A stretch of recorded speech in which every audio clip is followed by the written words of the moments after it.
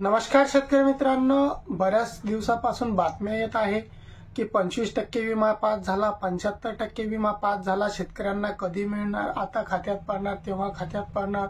या जिल्ह्याचा पास झाला, त्या जिल्ह्याचा, आणि शेतकरी त्याची वाट बघत आहे. तर मित्रांनो, जी माहिती आहे त्याच्यानुसार असं आहे की 25% जो अग्रिम पीक विमा आहे मंजूर झालेला, तर ते जे जिल्हे दाखवत आहे ते जिल्ह्याचा सरसकट विमा नाही पास झालेला आहे. तर त्यामधील त्यांनी काही मंडळासाठी फक्त हा 25% पीक विमा दिलेला आहे.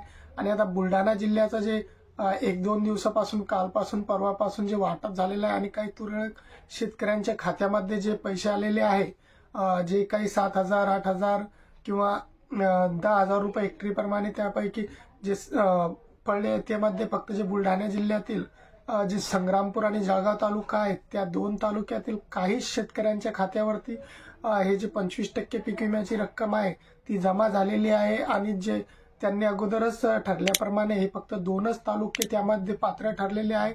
नंतर अजून काही त्यांनी असं कळवलेलं नाही की जे येल्लो मोजॅकच्या तक्रारी होत्या किंवा जे परत शेतकऱ्यांनी अजून दुष्काळाच्या तक्रारी टाकल्या होत्या, त्यांचा तसा क्लेम वगैरेचं काही अजून आलेलं नाही आहे. ते फक्त जे 2 तालुके होते तेच त्यांनी अग्रिम पीक विमा जे मंजूर केला होता, जे सप्टेंबरमध्ये किंवा सप्टेंबर ऑक्टोबरमध्ये जो पाऊस तिकडे पडला होता आणि ज्यामध्ये शेतकऱ्याचे नुकसान झाले होते, त्याचा तो 25% अग्रिम पीक विम्यामध्ये त्यांनी ते मंडळं घेतली होती आणि त्यांनाच ते पैसे पडलेले. आता बातम्या येत आहे की सर्वच जिल्ह्यांना पडणार किंवा असं नाही आहे.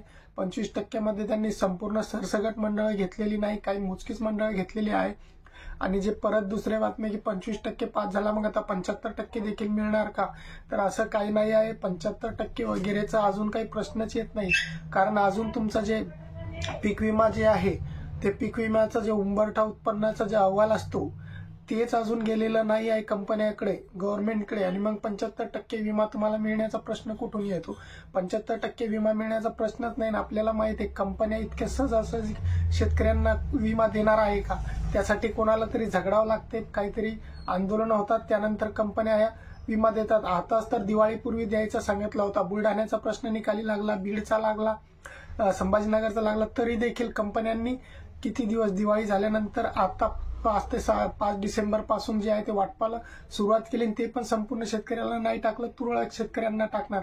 तर मग 75% कुठून? हे एकदम खोट्या आणि फेक बातम्या आहे की 75% विमा शेतकऱ्यांना मिळेल म्हणून असं काहीच नाही सध्या. कारण जी विम्याची प्रक्रिया जी असते ती कशी असते, तर साधारणतः 31 डिसेंबर पर्यंतच्या नंतर जे आहे ते खरीपचा जे अहवाल असतो ते गव्हर्नमेंट आणि कंपन्याकडे जात असतो की आपला नेमकं जे उत्पन्न आहे ते किती झालेलं आहे, शेतकऱ्यांचा उंबरठा उत्पन्न हेक्टरी काय आलेला आहे, 4 क्विंटल, 5 क्विंटल, 6 क्विंटल हा किती आलेला आहे. आणि त्यावरून मग आपला जो विमा असतो किंवा जे नुकसान असते, मदत असते, ती ठरवली जात असते. अजूनपर्यंत अहवालच गेलेला नाही आणि 75%च्या बातम्या यायला सुरुवात झाली. आणि शेतकऱ्यांना जे आहे अशा चुकीच्या बातम्या देऊन उगाच शेतकऱ्यांनी या चुकीच्या बातम्यावर लक्ष देऊ नये की उगाच 75% तुमचा विमा पास झालेला आहे आणि तुम्हाला आता मिळणार, हे मंडळ पात्र, हे याद्या शेतकऱ्यांच्या माहित नाही त्यांना. याद्या देखील कुठून मिळतात?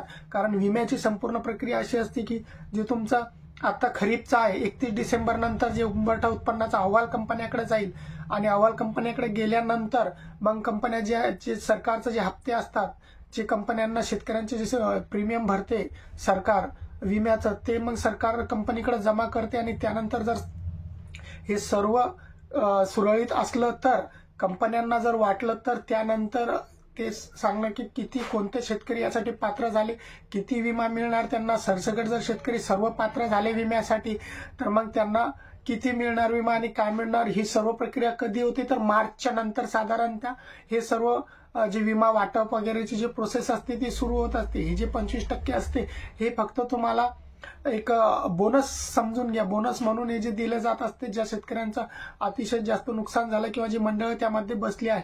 तर अशा प्रकारचं मित्रांनो जे हे एक शेतकऱ्यांची दिशाभूल केली जात होती की शेतकऱ्यांना 25% देखील सर्व मंडळांना मिळणार, सर्व शेतकऱ्यांना मिळणार आणि लगेच मग नंतर आता 75% देखील त्यांचा पास होणार, त्या सर्व शेतकऱ्यांना मिळणार, असं काहीच नाही आहे. अजून 75%चा प्रश्नच येत नाही, कारण अजून अहवालच गेलेले नाही खरीपचे उंबरठा उत्पन्नाचे किंवा जे कृषी विभागाचा डाटा आहे तोच अजून पूर्ण गेलेला नाही आणि 75% मिळण्याचा काही प्रश्नच येत नाही. आणि कंपन्या देखील शेतकऱ्यांना देणार म्हणून इतक्या काही सहज कंपन्या नाही आहे।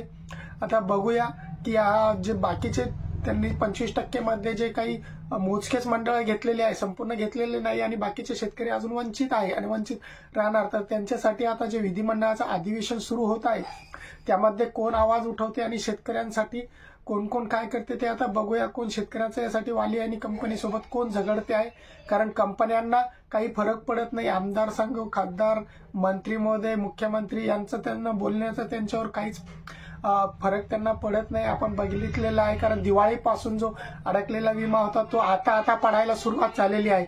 अशा प्रकारे मित्रांनो हे महत्त्वाचं असं अपडेट होतं शेतकऱ्यांसाठी, जी शेतकऱ्यांची दिशाभूल होत होती वेळोवेळी। मित्रांनो चॅनलवरती नवीन असाल तर चॅनलला सबस्क्राईब नक्कीच करा, व्हिडिओला लाईक करा आणि शेअर करा। जय हिंद, जय महाराष्ट्र।